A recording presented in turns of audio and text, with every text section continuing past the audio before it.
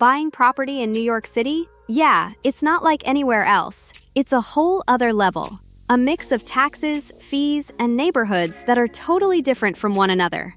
Whether you're someone looking to invest from overseas, a first-time buyer, or just a local who's done with renting, this video is for you. I'm gonna walk you through everything you need to know to navigate the New York City market in 2026. Let's get into it. The 2026 New York City market. What's actually happening right now? The New York City housing market in 2026 is marked by both resilience and volatility. Despite high mortgage rates above 6%, properties are selling quickly, with demand remaining strong as the median days on the market continues to decrease. However, affordability is a major challenge, especially in areas like Brooklyn, where homeownership costs can exceed typical household incomes. To combat this, more buyers are turning to co-buying with others, a trend expected to grow in 2026. Additionally, many New Yorkers are purchasing second homes outside the city, such as in the Hudson Valley or the Hamptons, while continuing to rent in Manhattan as part of a lifestyle and investment strategy. Foreign buyers, are you welcome here?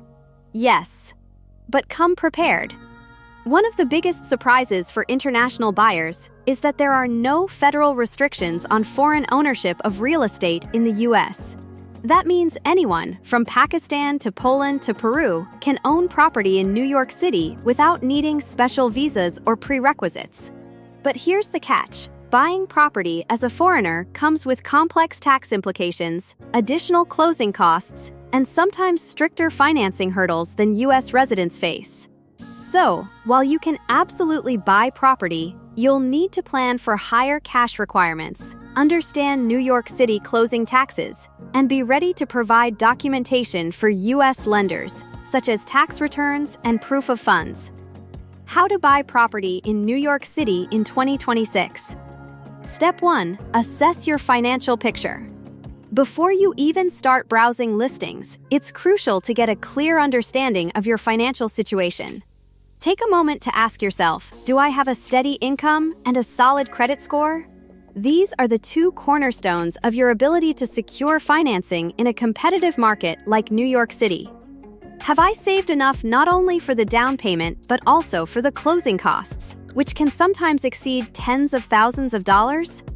Many buyers overlook the additional expenses beyond the down payment, such as property taxes, homeowners insurance, and maintenance fees, which can significantly add to your monthly obligations. Make sure to factor in any common charges or condo fees that might come with the property you're eyeing. Even if you qualify for a loan, being financially prepared to cover all these costs will ensure you're not caught off guard later in the process. Step 2.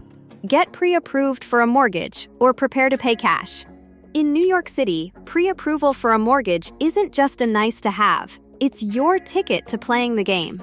Without pre-approval, most sellers will simply overlook your offer, especially in competitive neighborhoods where properties can fly off the market. A lender will review your credit score, income, assets, and debts to determine how much they are willing to lend you. With pre-approval in hand, you're not just another hopeful buyer, you're seen as a serious contender. This gives you leverage when negotiating, especially if you're competing against other buyers. If you have the financial means to pay cash, that's great. However, you'll still need to show proof of funds to confirm you're capable of covering the total cost up front. Having this documentation ready will streamline the entire process, making it easier to secure the property you want. Step 3. Choose your team. Navigating the New York City real estate market is not a DIY task. It's a complex, often overwhelming process that requires expert advice and support from multiple professionals. You'll need a knowledgeable real estate agent who specializes in New York City properties. Someone who knows the ins and outs of the city's market, the neighborhoods, and the most competitive deals. A real estate attorney is a must in New York City, as they'll handle all the legal paperwork and ensure that the terms of the contract are in your favor. If you're financing the purchase, a mortgage broker can help you shop around for the best loan terms. Don't skip the home inspection. This is a crucial step that can save you thousands in repairs down the line. Lastly, a tax advisor is highly recommended, especially for foreign buyers who may face additional tax implications. A strong, experienced team will make the process far smoother and help you avoid any nasty surprises. Step 4. Decide what you're buying. The type of property you choose will significantly affect your financing options, ownership rights, and overall experience as a property owner. In NYC, there are a few key options to consider: condos, co-ops, and townhouses.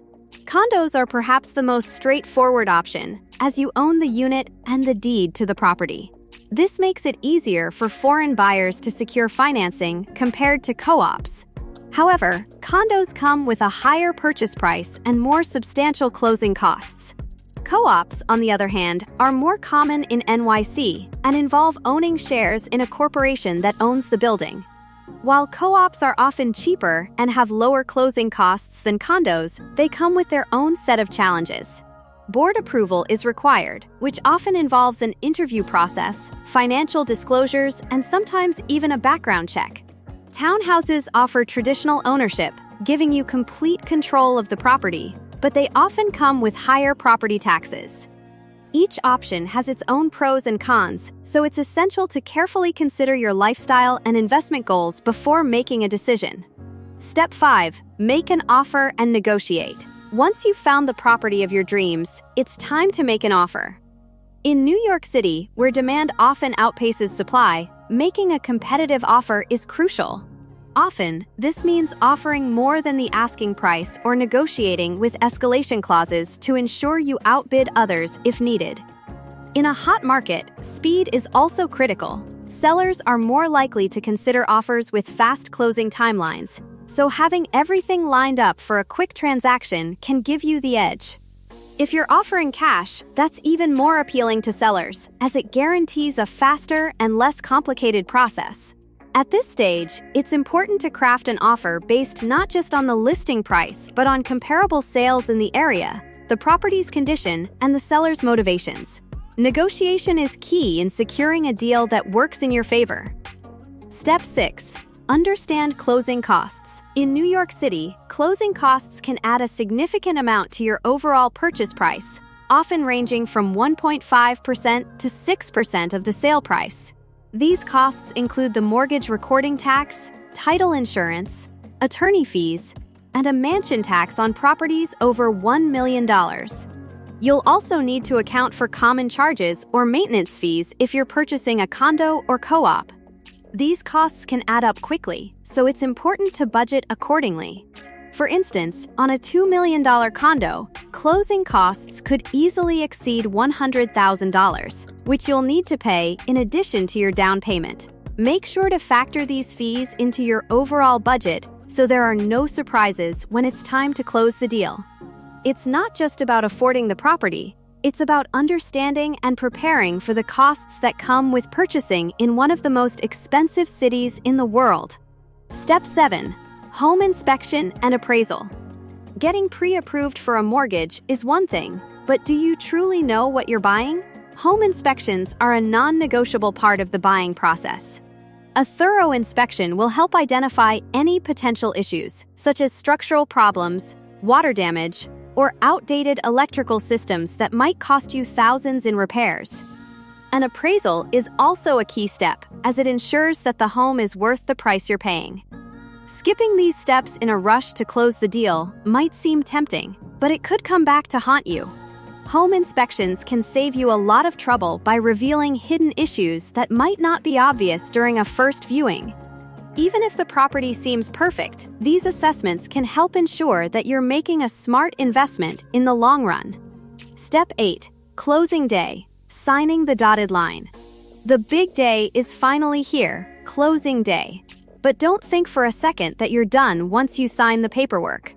On this day, you'll sign dozens of legal documents, transfer funds through escrow, and pay any remaining down payments and closing costs.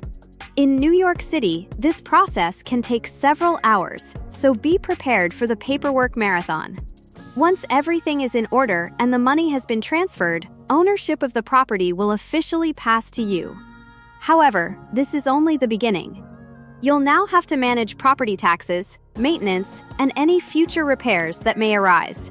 While you now hold the keys to your new property, the financial journey will continue as you settle in and manage your investment. And that's a wrap on everything you need to know about buying property in New York City in 2026. If you found this video helpful, don't forget to hit that like button and subscribe for more real estate tips and updates. Stay tuned, and I'll see you in the next one.